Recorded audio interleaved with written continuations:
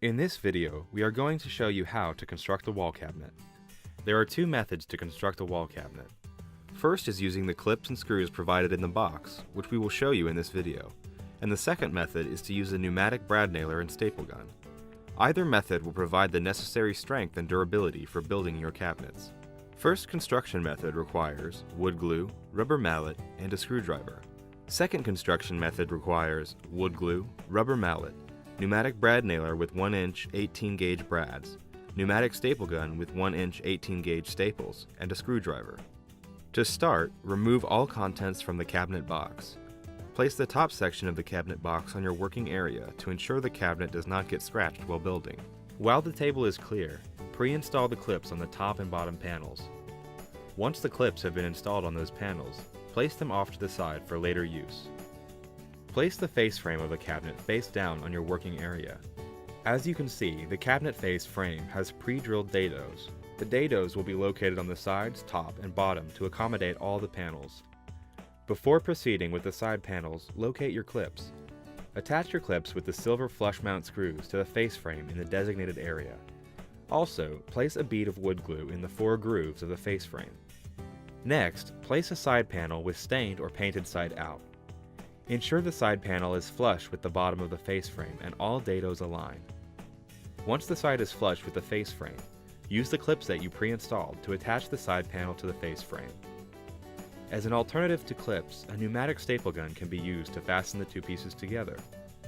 Placing a staple every 4 to 5 inches is recommended.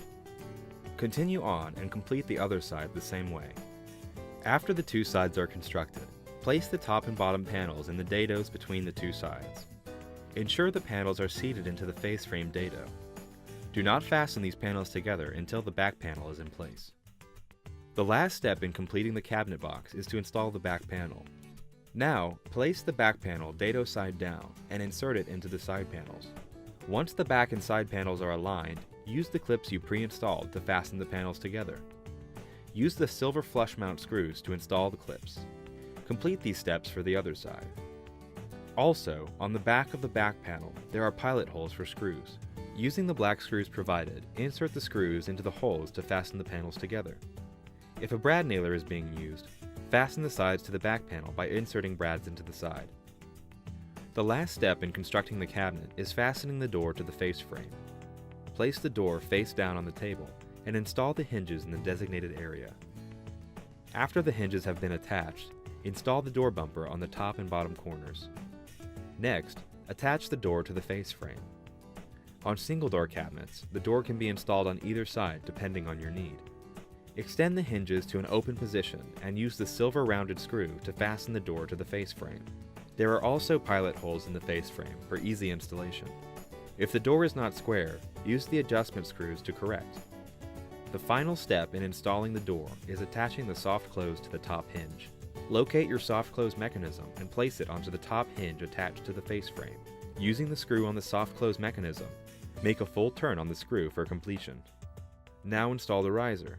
In the same location of the soft close, take the screw out of the hinge and reinstall the screw with riser attached. Now the cabinet is complete. Install the shelf with the provided shelf clips and clean the cabinet of any unwanted glue or debris.